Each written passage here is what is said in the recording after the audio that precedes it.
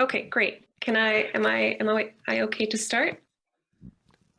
Yes, take it away. Okay, great. So today I'm going to talk to you about how two different kinds of cognitive biases can influence typological word order tendencies. So first of all, the languages of the world are incredibly diverse in their structure, but in that diversity, there's also regularities and patterns that reoccur. And a question we might ask is what causes those regularities? And one prominent explanation is that it has to do with the way our cognitive system is structured, such that we favor or disfavor certain types of languages and certain types of language structures.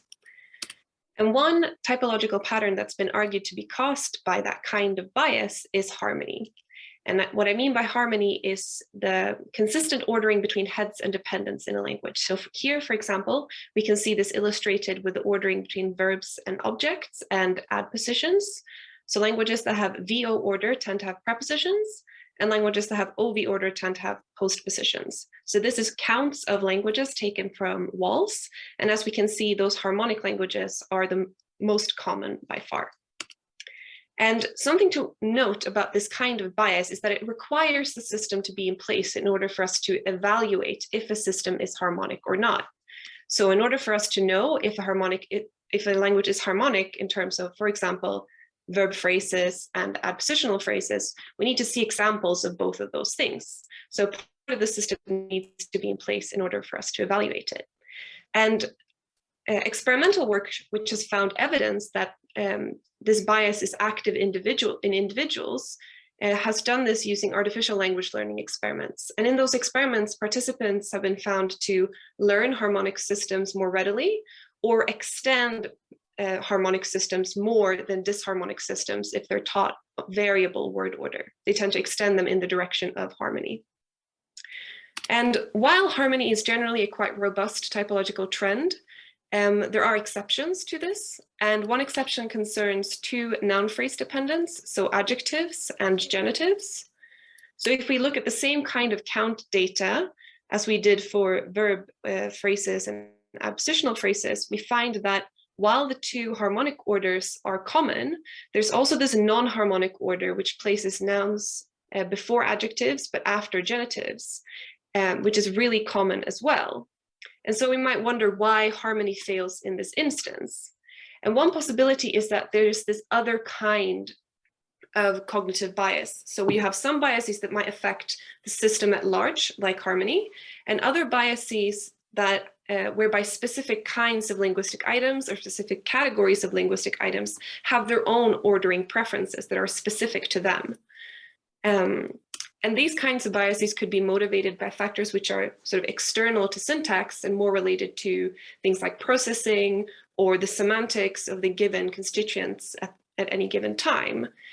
So there might be something which causes us to prefer nouns to precede adjectives, but follow genitives. The idea being that these kinds of orders are more natural to us. And there's been experimental work looking at orders for subject, verb, and object, which has found that certain combinations of those elements are more common and occur more readily or naturally when people improvise language structures. So similarly there's this idea of something being a natural way that we express linguistic information. And if these two kinds of biases exist, so system-wide and category-specific, then we might wonder when and where are these kinds of biases active. So category-specific biases seem to be active mostly when there's no system in place. So the experimental work that has found biases of this kind tend to be found when participants improvise language structure. That seems to be when they default back to these kinds of natural orders. An example of this we can see in experimental work looking at how participants order objects and verbs depending on the category of the verb in question. So for example, for extensional event like none throws guitar, participants prefer SOV order, but for intentional events like none hears guitar, they prefer SVO order. So there is a specific category of the verb that decides this preference. But system-wide biases, on the other hand, like I said, they tend to emerge when we're learning a system because that system needs to be in place already, and resulting in better learning of those systems that adhere to those biases than systems that don't. if we think of these two biases as being active on these two different levels, we might wonder how category-specific biases come to influence typology. Because if they're only really active at the moment of creation, then they have a very limited ability to influence language structure. It's really only when language is created. Whereas biases that are active during learning, they have this continuous ability to influence language structure with each successive generation of learners. And so it's a little bit of a mystery maybe why we then see potential traces of these kinds of biases when we look at noun phrase typology. However, recent experimental evidence has actually shown that there might be some category-specific biases that bleed into learning as well and make us actually learn those kinds of natural patterns better and not just innovate them when there's no language system in place. And this has actually been found for the kind of event type conditioning that I discussed earlier. So participants tend to learn the orders that they also spontaneously generate better. And so we're interested to see if similar kinds of patterns can be seen for adjectives and genitives. So in this study, we have two experiments. In the first one, we want to see if we can observe, first of all, category-specific biases for post-nominal adjectives and pre-nominal genitives in an experimental setting where participants are not trained on a language system, but create it to some extent. And in the second experiment, we test to see if the preferences that we identify in the first experiment continue to influence participants during learning. So to see if they learn those preferred orders better as well. So the first experiment we do is a single trial forced choice experiment. And I'm going to give you some details about that experiment now. So first of all, it's in the absence of a linguistic system. There's no training involved in this experiment. And we use gestural stimuli to represent these linguistic structures. And we do that because we use hearing participants who are used to communicating in vocal modality. And the switch in modality tends to limit the transfer, structural transfer from their native language to the gestures that they prefer. And we test participants using a forced choice design. So they have a choice between a pre-nominal and a post-nominal gesture order.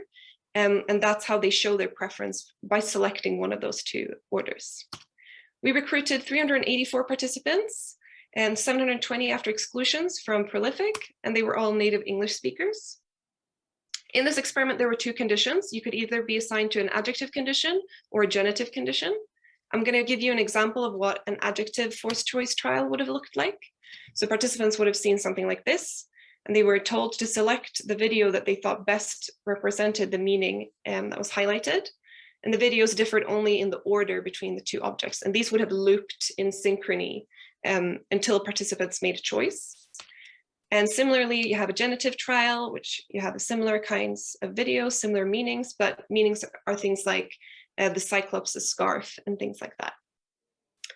And the results from this experiment, first to put it in context again with the typology that we see. So on the y-axis here, you have proportion of languages that have post-nominal order for adjectives and pre-nominal order for post-nominal order for genitives. So obviously the higher bar here represents the post-nominal tendency we see in the typology for adjectives, and the low bar here, the pre-nominal tendency for genitives. And comparing that to the experimental results, we see that the pattern is very similar to the typological picture. And we see that participants in the adjective condition tended to choose the post-nominal order more than is expected by chance, and participants in the genitive condition tended to choose the pre-nominal order more than is expected by chance. So these results both support previous experimental work, which has found a preference for post-nominal adjectives already, and also adds to that there might be this category-specific bias similarly affecting genitives, but making us prefer a pre-nominal order. So now that we've observed these two biases in the behavior of individuals, we're interested to see if that transfers into an experiment where participants learn language structures. So in our second experiment, we trained participants on both adjective and genitive meanings. We used the same kind of gestural stimuli, so it was still a gestural system that they were learning. And they were tested using forced choice. We recruited 211 participants, 200 remained after exclusions, and they were once again all native English speakers. In this experiment, we used a regularization design. So participants were trained on a variable word order, and the word orders differed across the 4 conditions. So in each condition, there was a majority word order for each dependent type and a minority word order.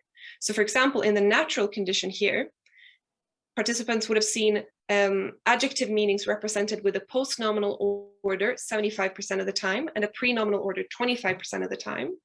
And a genitive meanings would have been represented with a post-nominal order 25% of the time and pre-nominal 75% of the time. So there, the majority order adheres to those same preferences that we found in experiment 1. And in the unnatural condition, it's the reverse of that. In the 2 majority order conditions, the majority order was either always pre-nominal or always post-nominal. And we were interested to see if there were differences between how well people learned the patterns that they were trained on, depending on if they were natural or not, and how they regularized the system or reduced variation in the system in various ways. So we had 4 different measures. The first measure we had was a simple, So just giving you an example of what the training would have looked like. So participants would have seen an image highlighted, and they would have seen a video underneath it displaying how to express that meaning. And they would have seen 32 of these trials, 8 for each meaning. 6 of those times it would have been in the majority order and twice in the minority order. And then in the testing phase, it was very similar to experiment 1. They simply had to make a choice between the 2. And testing and training were matched for a number of trials. We had 4 different measures. The first measure was a simple learning measure. So we were just interested to see if participants had learned anything from the input that we'd given them. So we compared if participants were more likely to produce the majority order that they'd seen for a given dependent type compared to chance. And as we can see, participants produced more majority orders than we would expect by chance. So they did learn from the input that we gave them. We then also had a measure of naturalness. So how often participants produced orders that agreed with the preferences we found in experiment 1, so produced post-nominal adjectives and pre-nominal genitives. And as you'll see here, there's some differences between the conditions, but most of this is due to the difference in naturalness that was actually in the training data that we gave them. There's actually very little evidence of participants producing more natural orders than they were trained on, so they didn't tend to extend the natural orders in the natural condition or really change the unnatural condition to become more natural or anything like that. So actually overall, people are at chance for the amount of natural orders they produced, which is also the amount of naturalness that was in all the training data across all conditions. So no evidence of naturalness being favored in their testing data. We then had 2 different measures of how they reduced variation. So one measure was regularization, and we quantified this as a reduction in conditional entropy between the training and the testing data. So a drop in conditional entropy would mean a more regular system in that participants would use one order more consistently for a specific dependent type, but not necessarily across the whole system. So if we look at this, if you have each bar going down from 0 means that you have a reduction in entropy, and that signifies a more regular system than what they were trained on. So you can see that there's significant reduction in conditional entropy across all conditions. And this was also significant overall. There were no significant differences between conditions in this regard.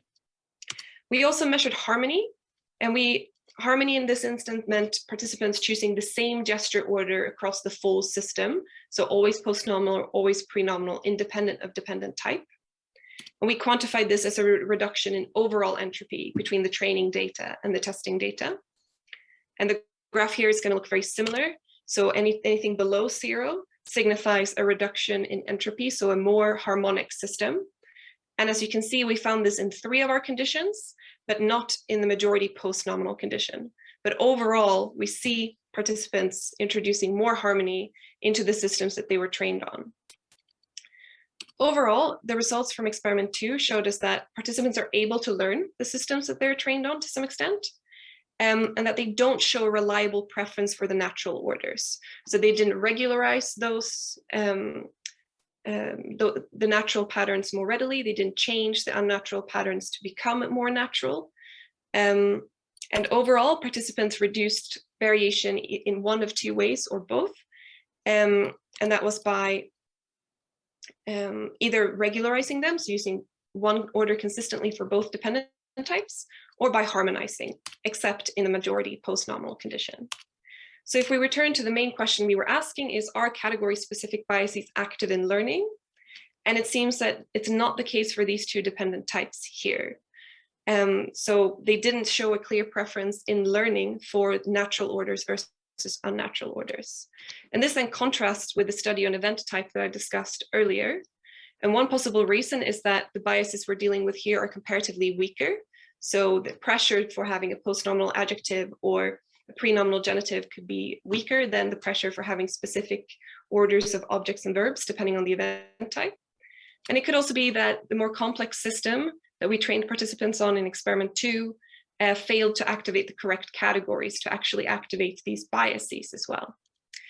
But we look forward to exploring this in more detail later and to explore where exactly category-specific biases get the opportunity to influence typology, and if that influence might lie in a task type that combines instances of both improvisation and learning. Thank you.